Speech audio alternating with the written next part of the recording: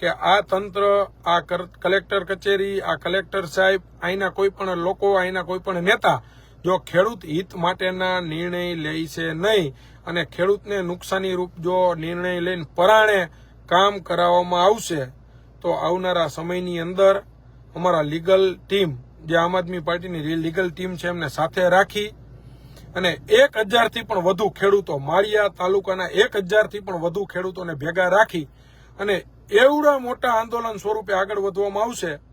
બરાબર છે. પછી એના માટે થઈને તમારે કદાચ ગોળીએ વીંધવું હોય ને તો પહેલી ગોળી ખાવા માટે અમે તૈયાર હશું આગળ. બરાબર. આ લાઈવ થકી આ ભ્રષ્ટાચારી તંત્ર કયો તો તંત્ર, નેતા સાંભળતો હોય તો નેતા, જે કંઈ પણ વ્યક્તિઓ આ લાઈવ સાંભળતા હોય એને અમે એટલું કહીએ છીએ, ખેડૂતના હિત માટેના નિર્ણય ચોરના દીકરાઓ થોડાક તો ખેડૂત લક્ષી ધ્યાન કરીને લેતા જાઓ. માત્ર ને માત્ર ઉપરથી આકાઓ તમારા સલાહ સૂચન કરી દે કે ભાઈ અમને માલ મલાઈ મળી ગઈ છે, આખી પાર્ટી હલાવવાનું ફંડ આ કંપનીનું મળી ગયું છે એટલે હવે ઠોકો ભાઈ ઠોકો, એમ ન ચાલે. એકવાર જો ખેડૂ જાગ્યો ને અને ખેડૂએ જો હાથમાં પાવડાના ધોકા ઉપાડ્યા ને તો કઈ દિશામાં ભાગવું ને એ તમે નહીં દેખી શકો. એટલો અમારા શબ્દ યાદ રાખજો. જ્યાં સુધી આ જનતા બેઠી છે, મૂંગી છે, સાંભળે છે, જોવે છે, ત્યાં સુધી તમે આ જનતાનો ફાયદો ઉપાડો છો.